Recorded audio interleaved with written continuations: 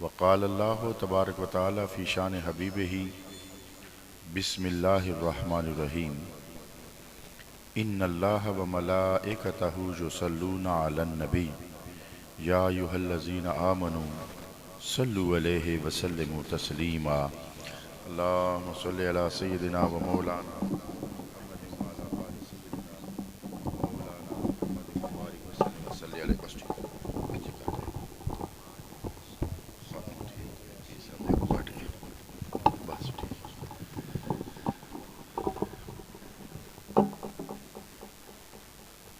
मेरे मुअज़्ज़ज़ और मेरे मोहतरम इज़्ज़तों के लायक मेरे सामने तशरीफ़ फरमा हाज़रीन सामीन अहले ईमान हज़रात, ख़ुसूस आली मर्तबत पैकर इख़लास मोहब्बत पीर तरीक़त हज़रत पीर अब्दुस्समद साहिब दामद बरकातुहुल आलिया और इंतहाई इज़्ज़तों के काबिल लायक सद ताज़ीम और सद एहतराम हज़रात उलमाए किराम और आज की इस बज़्म में सवाब के मोहतमिम व मुंतज़िम आली मर्तबत जनाब उमर फ़ारूक साहब, खारियाँ से तशरीफ़ लाए हुए खलीफा मोहम्मद असलम साहब, फ़ज़ल हुसैन साहब और दीगर मेहमानान ज़ीवकार, आज हम जिस शख्सियत के ईसाल सवाब के लिए यहाँ हाज़िर हैं वो हुज़ूर ग़ुलाम मुहियुद्दीन गज़नवी रहमतुल्लाह ताला अलैह के दस्ते हक परस्त पर बैत का शर्फ रखते थे। हज़रात मोहतरम, ये निस्बतें बड़ी काम की चीज़ होती है। मैं उमूमन कहा करता हूँ कि जब निस्बत बदलती है तो हैसियत बदल जाती है, और जब हैसियत बदल जाती है तो तासीर बदल जाती है, और जब तासीर बदल जाए तो कीमत भी बदल जाया करती है। निस्बत की तासीर क्या है कि कपड़ा सिर्फ तन ढांपता है,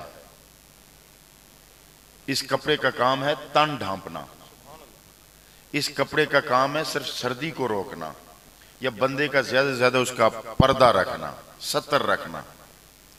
मगर ये कपड़ा जब बदन यूसुफ से लगता है तो याकूब को भी नाई अता कर देता है।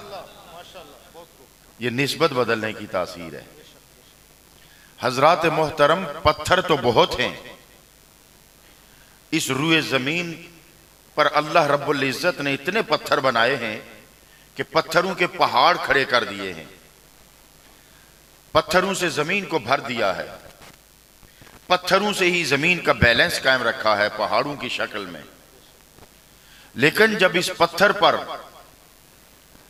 इब्राहीम का कदम लगता है तो फिर फरमाने खुदाबंदी होता है, वत्तखिजू मिन मकाम इब्राहीम मुसल्ला। अब पत्थर की निस्बत बदल गई तो पत्थर की हैसियत बदल गई, हैसियत बदल गई तो मकाम बदल गया। अब ये तो चीजों की बात थी ना, अब इंसानों की तरफ आओ। मक्के की गलियां हैं, कौड़ियों का भाव लग रहा है, एक खरीदता है दूसरा बेचता है, वो बेचता है तो अगला खरीद लेता है। जूतियों में भी, सरदारों की जूतियों में भी बैठने की इजाजत नहीं मिलती, खड़े रहने का हुक्म है, बैठने का इजाजत भी नहीं मिलती। कभी ये बेचता है कभी वो बेचता है। लेकिन वही बिलाल जब मुस्तफा की गली में बिका तो हमने देखा कि काबे की छत है और बिलाल के तलवे लगे हुए हैं। इसलिए हजरात मोहतरम, नजस जानवर है, हर कोई धुतकारता है। अगर कोई हिफाजत के लिए भी रखे तो बांध के रखना पड़ता है। मेहमान आए तो रास्ता नहीं देता, मालिक को बांधना पड़ता है। अरे उसका थूक कपड़ों के साथ लग जाए तो नमाज नहीं होती। इतना नजस और नापाक जानवर जब असहाबे काफ के साथ लगता है तो कुरान में उसका तज़किरा आ जाता है।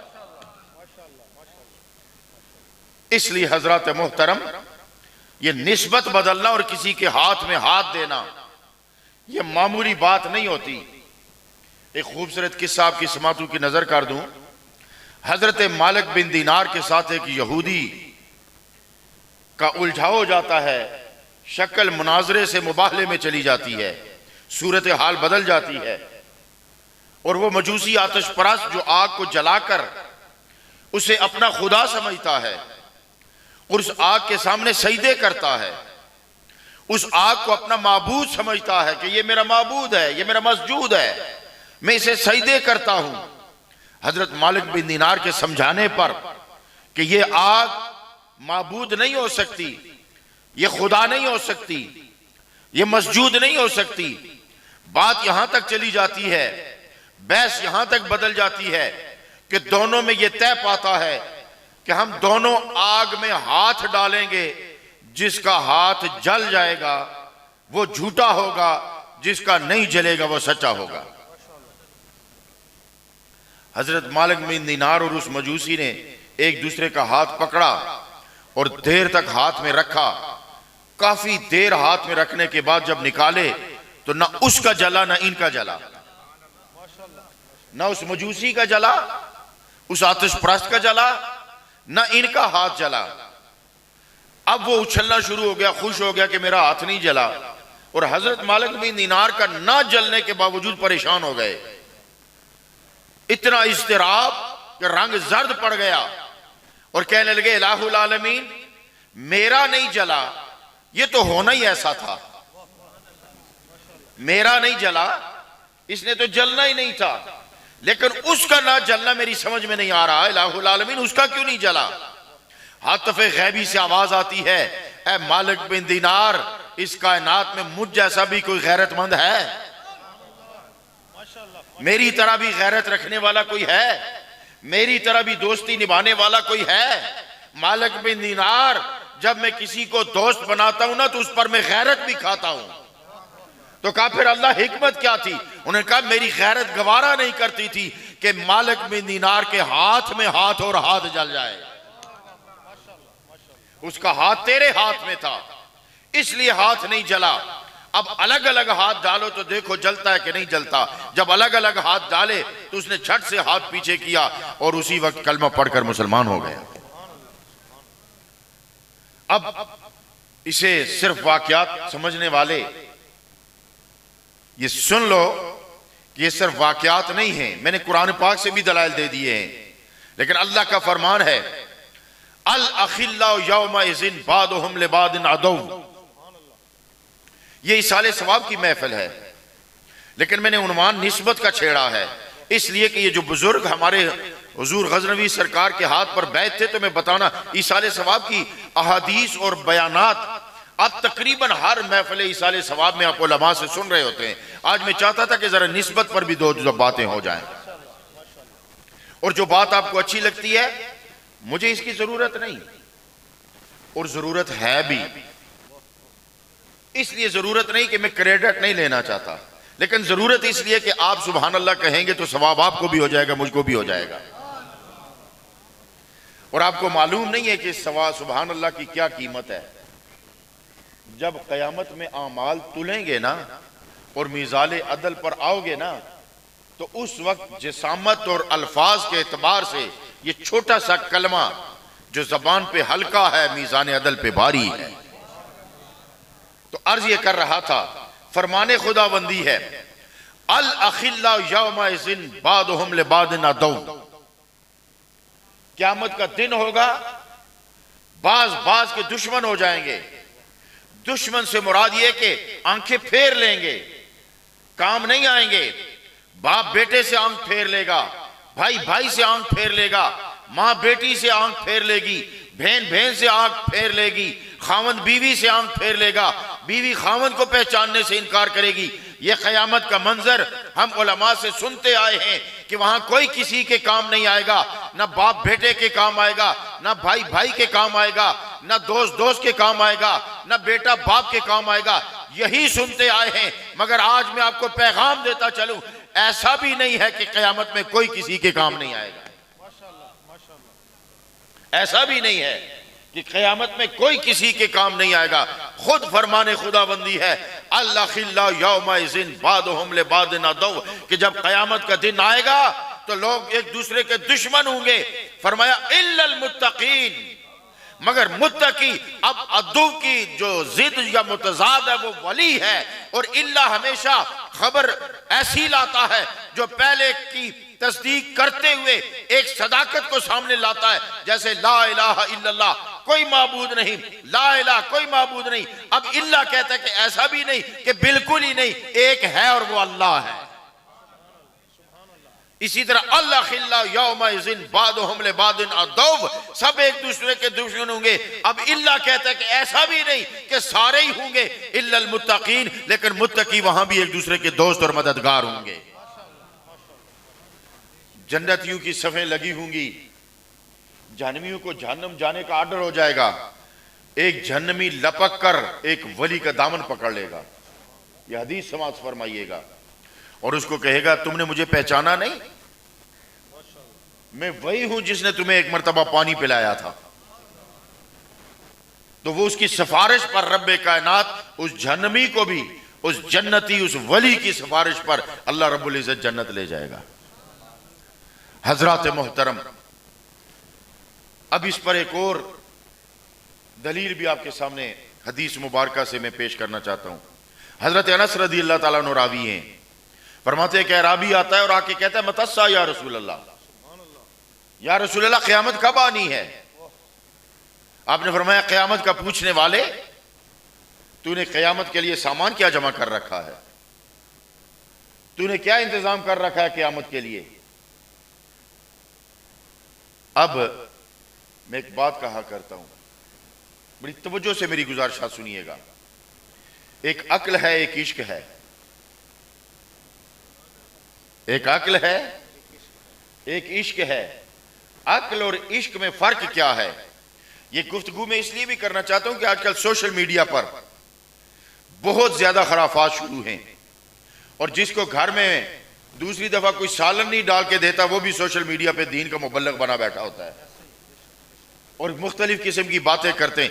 याद रखो, आका करीम अलैहिस्सलाम ने फरमाया बेहतरीन जमाना मेरा है, सुम्मा ज़म्मिलूनी, उसके बाद वो जमाना जो मेरे जमाने के साथ जुड़ा हुआ है, लिपटा हुआ है, फिर वो जो उसके साथ लिपटा हुआ है, जुड़ा हुआ है, फिर वो जो उसके साथ जुड़ा हुआ है।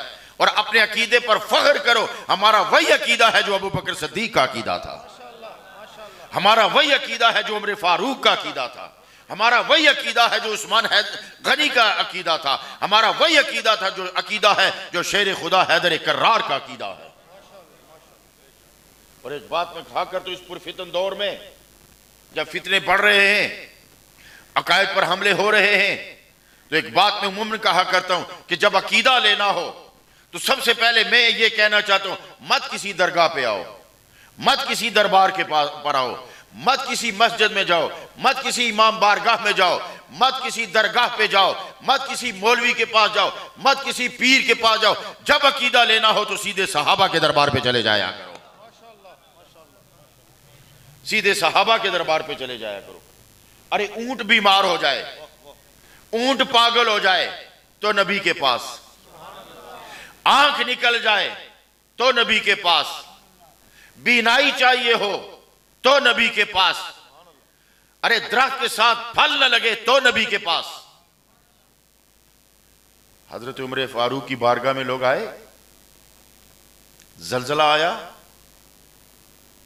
कितने दिन तक मदीना लरसता रहा। तो ताबईन भी मौजूद हैं, सहाबा भी मौजूद हैं, तो सब ने मुत्तफिका फैसला किया कि आओ ना, जिसके हाथ पे बैत की हुई है, अब मैं अकीदा दे के जा रहा हूं, आओ ना जिसके हाथ पे बैत की है, जिसको अपना पीर माना है, जिसे अपना मुर्शिद माना है। मगर मैं आपको यह भी पैगाम देता चलूं, लफ्ज़ पीर ये ऐसा इसको इस्तेमाल करके बदनाम कर दिया गया है कि एक बात याद रखना, पीर वो होता है जो शरीयत का पहरेदार होता है, पीर वो होता है जो शरीयत के ताबे होता है, कड़े घुंघरू डालने वाले, ये मैले कुचैले जिनसे बदबू आती है, नमाज के करीब नहीं जाते। अजी ये बहुत पहुंचा हुआ है, कहां पहुंचा हुआ है? जहन्नम के थल्ले तबके में पहुंचा हुआ है। पहुंचा तो वो होता है जो दरे मुस्तफा का गदागर नजर आता है। किसी का तावीज चल जाना किसी के पीर होने की दलील नहीं है, वरना हिंदुओं के थोड़े दम तावीज चलते हैं। ये एक जुजवी काम है। हाँ, पीर का तावीज चलता है, मगर तावीज चलाने वाला पीर नहीं होता, पीर तावीज चलाया करता है। ये बात ज़हन में रहे। तो हजरात मोहतरम, उन्होंने कहा आओ ना अपने पीर के पास चलते हैं जिसके हाथ पे बैत की हुई है। हजरत उमर फारूक को क्यों नहीं जाके कहते कि जलजला आया है, कुछ करें? तो अब सब मिलकर इकट्ठे होकर हजरत उमर फारूक की बारगाह में आए। इसका मतलब है कि अपने पेशवा, अपने मुर्शिद के पास आकर अपनी मुश्किल बयान करना सहाबा और ताबईन का तरीका है। सहाबा और ताबईन का तरीका है। वह बारगाह उमर फारूक में हाजिर हुए। अब उनका इकट्ठे होकर आकर उन्हें अर्ज पेश करना, इसका मतलब यह है कि क्या वो मदद मांगने नहीं गए थे? क्या वो मदद मांगने नहीं गए थे? ये मदद की तलब नहीं है कि जलजला आया है। अब जलजले का क्या इलाज है? कोई दम तावीज नहीं चल रहा, तो उनके पास मदद के लिए गए। जब उमर फारूक के पास गए तो उमर फारूक ने भी नहीं कहा आओ सजदे में पढ़ते, दो नफल पढ़ के हाथ उठाते, नहीं, सीधे अंदर गए, दुर्रा उठाया, दुर्रा उठाया और जोर से जमीन पे मारा और जमीन को मार कर कहने लगे, ओ जमीन, तुझ पर उमर ने इंसाफ नहीं किया, अगर इंसाफ किया तो लरजना छोड़ दे। तब का लगा हुआ दुर्रा आज तक मदीने में फिर जलजला नहीं आया। तो हजरात मोहतरम, अर्ज ये करना चाहता था, अल अखिल्ला यौमइज़िन बादुहुम लिबादिन अदू, वहां एक दूसरे के काम आएंगे। इसलिए हजरात मोहतरम, मैं अर्ज ये कर रहा था, वो हदीस मुबारक पेश कर रहा था कि उस अर्ज की, या रसूलल्लाह क़यामत कब आएगी? आपने फरमाया क़यामत का पूछने वाले। अब मैं फिर वहीं पे आता हूं, एक अक्ल है, एक इश्क है। एक अक्ल है और एक इश्क है। सरकार ने उससे पूछा। अब मैं आपको एक बात बताना चाहता हूं, साहबा अक्ल से काम लेते थे या इश्क से? ये बताना चाहता हूं कि साहबा अक्ल से काम लेते थे या इश्क से काम लेते थे। उस सहाबी को मेरे आका ने पूछा, क़यामत का पूछने वाले, तूने क़यामत के लिए जमा क्या कर रखा है? तो आज का कोई सोशल मीडिया का कोई मुफक्कर होता ना, तो पता क्या कहता? कहता, या रसूल अल्लाह, आपके कहने पर बाप दादा का दीन छोड़ा, आपके कहने पर मैंने झूठे सारे खुदा जिनको मैं खुदा मानता था वो छोड़े, प्यो दादे का दीन छोड़ा, आपके पीछे नमाजें पढ़ी, आपके कहने पर जहाद किया, आपके कहने पर मैंने उस खुदा को माना जिसे मैंने कभी देखा तक नहीं। अभी भी आप पूछते हैं कि क़यामत के लिए क्या जमा कर रखा है?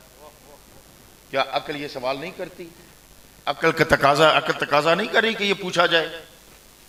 मगर नहीं, पता है उन्होंने क्या कहा? सहाबी होकर नबियों के बाद, अंबिया के बाद, ये बात ज़हन में रहे, अकीदा ये भी सुन लो, अंबिया के बाद रुए जमीन पर अगर कोई मुकद्दस जमात है तो वह सहाबा की जमात है। ये याद रखना, वो सहाबा की जमात है। सहाबा वो हैं कि जिन्होंने कमाई नमाज से नहीं की, जिन्होंने कमाई रोजे से नहीं की।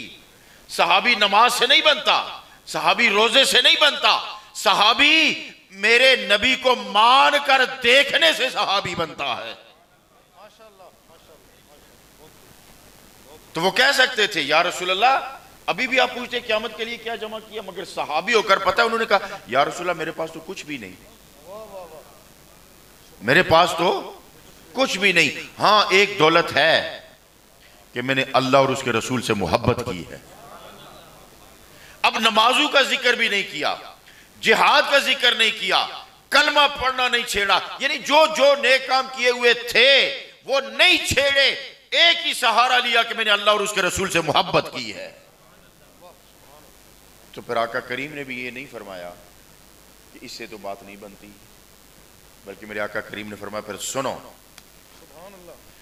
मैं अपने आका करीम के बारगाह में जो अपना नजराना अकीदत अपनी अक्ल और इल्म और होश के मुताबिक पेश करता हूं ना, वो दो जुमलों में पेश करता हूं कि मेरे नबी का कमाल ये है कि चुप रहे तो सुन्नत बने, बोल पड़े तो कानून बने।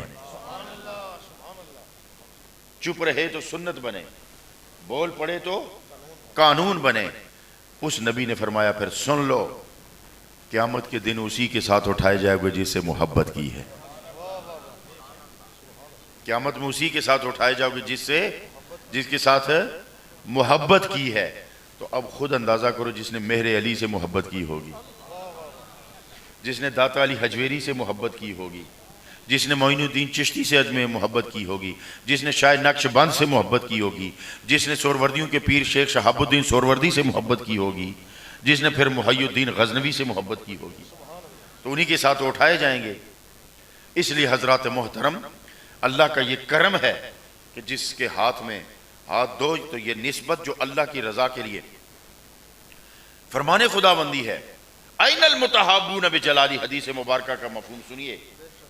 ऐनल मुतहाबून बिजलाली, क़यामत के दिन रब्बे कायनात ऐलान फरमाएगा, वो कहां हैं जो दुनिया में मेरी खातर आपस में मोहब्बत करते थे ताकि उनको मैं आप आज अपने साए के नीचे जगह दूं कि मेरे साए के अलावा कोई साया नहीं है। कहां है जो मेरी खातर मोहब्बत करते थे। एक हदीस मुबारक आपकी समातों की नजर करके बस, ताकि ठीक 11 बजे से भी पहले इंशाल्लाह दुआ, बल्कि 11 बजे दुआ खत्म हो जाएगी इंशाल्लाह। 11:30 सॉरी, हाँ 11:30 का टाइम है। हजरत मोहतरम, आका करीम अलैहिस्सलाम फरमाते हैं कि क़यामत में कुछ लोग होंगे कि उनको मकाम देखकर अंबिया और शोहदा भी रश करेंगे। पूछा गया या रसूलल्लाह वो कौन लोग हैं? बल्कि एक ने कहा कि या रसूलल्लाह हिलहुम लना, उनका हुलिया हमें बताइए कि वो कौन लोग होंगे।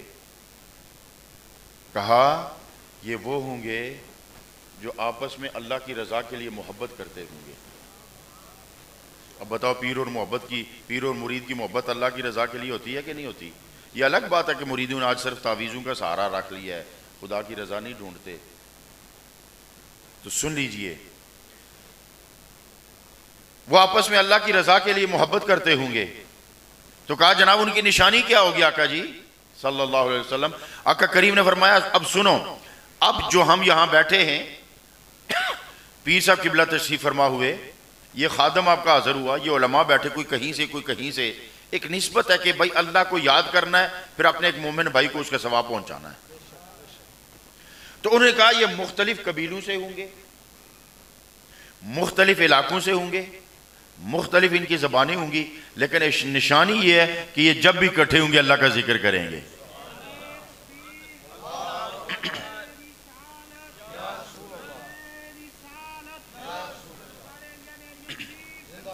तो हजरत मोहतरम, रहा इसाले सवाब, तो भाई इस पर तो कोई शक की गुंजाइश है ही नहीं ना, ठीक है ना। रब्बना फ़िरली वाले वालिदैया वलिल मोमिनीन, जब आप नमाज में भी पढ़ते हैं, कुरान में भी पढ़ते हैं, ये हज़रत इब्राहीम की दुआ है। अब एक थोड़ी सी 2 मिनट में अर्ज करूं, ये इब्राहीम अलैहिस्सलाम की दुआ है, लेकिन इसे हम कुरान का हिस्सा समझते हैं,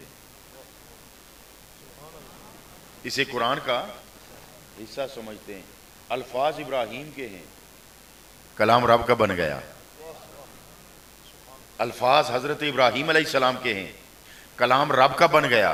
रब ने उनके कलाम को नकल किया है कुरान पाक में। पढ़िए दुरूद पाक, सलात व सलाम अलैका या सय्यदी या रसूल अल्लाह व अला आलिका व सहाबिका या हबीब अल्लाह।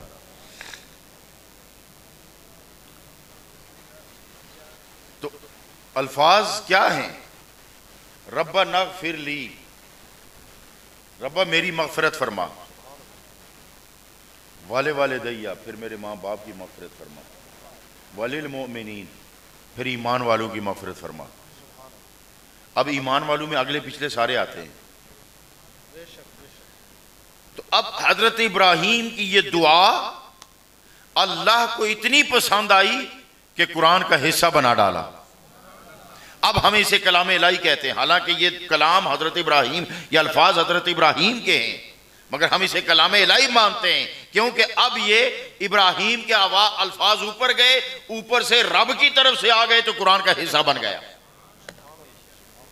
तो जो अपने प्यारू के कलाम या लफ्ज को अपने कुरान का हिस्सा बनाता है वो उनसे प्यार कितना करता होगा।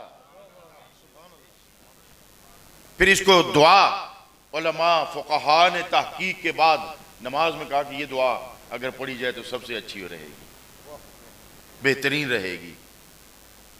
अब यहां एक बात है, हजरत इब्राहीम ने फरमाया मेरी बख्शिश फरमा, फिर वालदैन की। अब हम भी यही कहते हैं मेरी बख्शिश फरमा, मेरे वालदैन की बख्शिश फरमा। यहां सूफिया ने एक नुक्ता निकाला है कि दुआ तो यूं करनी चाहिए कि पहले वालदैन की जाए फिर अपने लिए की जाए, पहले वालदैन के लिए की जाए फिर अपने लिए की जाए। लेकिन यहां पहले अपने लिए फिर वालदैन के लिए क्यों? इसलिए कि उन्होंने मांगा कि रब्बा, ये मांगने वाला ताकि यूं मांगे अल्लाह मेरी बख्शिश फरमा। जब वो अपनी बख्शिश मांगेगा रब उसे बख्श देगा, जबान पाक हो जाएगी। तो अब फरमानिए कि पाक जबान से अब अपने मां बाप की भी बख्शिश मांग ले, अपने मां बाप की भी मगफिरत मांग ले। अब मांगता बंदा है, बख्शता रब है। इसलिए ये इसाले सवाब रहा। एक मसला और कि जी इज्तिमा, इसका मैं आपको सिर्फ एक अकली दलील दूंगा। इल्मी बातें ये उलमा का काम है। हम फकीर लोग होते हैं, दरवेश लोग, हमने जो बातें बुजुर्गों से सुन रखी होती हैं वो आगे बयान कर देते हैं। वरना तहकीक और इल्म तो उलमा की जिम्मेदारी भी है और उन्हीं का मनसब भी है और उन्हीं का मकाम व मर्तबा भी है। और उलमा का इतना एहतराम किया करो, इतना एहतराम किया करो कि आपको नहीं पता, जब बच्चा होता है तो लोग कहते हैं कि जी इसको फलां तालीम दिलानी है, क्यों जी इसका स्कोप ज़्यादा है, इसकी नौकरी अच्छी मिल जाती है, तनख्वाह अच्छी मिल जाती है, डॉक्टर बनाना है, इंजीनियर बनाना है, बीकॉम करानी है, कॉमर्स पढ़ानी है, मईशत पढ़ानी है, साइंस पढ़ानी है, क्योंकि आगे इसे जॉब अच्छी मिलेगी। लेकिन कुर्बान जाऊं उन माँ बाप पर जो कहते छोड़ो जॉब मिले ना मिले, खुदा और उसके रसूल का कानून तो पढ़ ले, कुरान की तालीम तो पढ़ ले। फिर होता क्या है, सबसे बेहतरीन जिंदगी उलमा गुजार रहे अल्हम्दुलिल्लाह माशरे में। तो हजरत मोहतरम, मैं अर्ज ये कर रहा था कि इज्तिमा करने का फायदा, एक बात याद रखें, दो तीन बातें बतानी भी जरूरी हैं। सबसे पहले जब इसाले सवाब की महफिल मुनक्किद करते तो नीयत साफ रखा करें। कभी ये नीयत नहीं रखनी कि फलां ने 500 बंदे बुलाए थे मैं 600 बुलाऊंगा, फलां ने 2 हांडियां लगाई थी मैं 3 लगाऊंगा। ये बाज़ इलाकों में है इस तरह। तो एक ये नहीं होना चाहिए।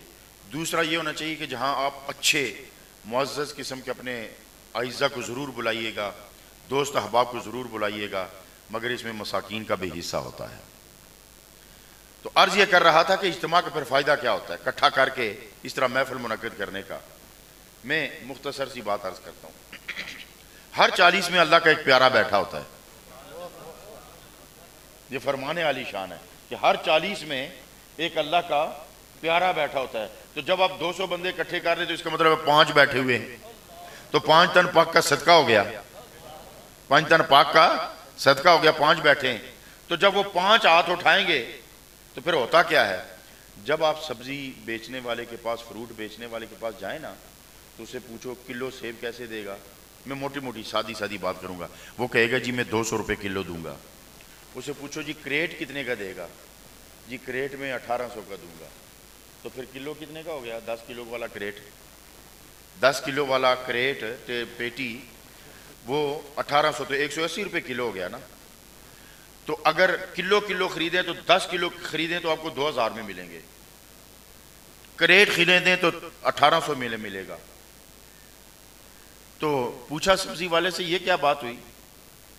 मैंने कहा कि चलो फिर ठीक है भाई क्रेट दे दो, 1800 का मुझे 200 रुपया बचता है। उसने जब क्रेट दिया तो मैं क्रेट उखाड़ के फ्रूट चुनने लगा तो उसने कहा ना भाई ना, क्रेट का सौदा हो गया है, अब अच्छे भी तेरे तो बुरे भी तेरे। ये जो 200 रुपये कम किए हैं ना, ये इसलिए कि अच्छे भी तेरे बुरे भी तेरे।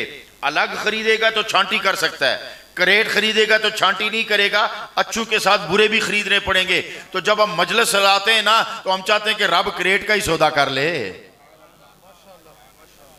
रब करेट का ही सौदा कर ले, ताकि अच्छू के साथ बुरों की भी दुआ ऊपर चली जाए और कबूल हो जाए।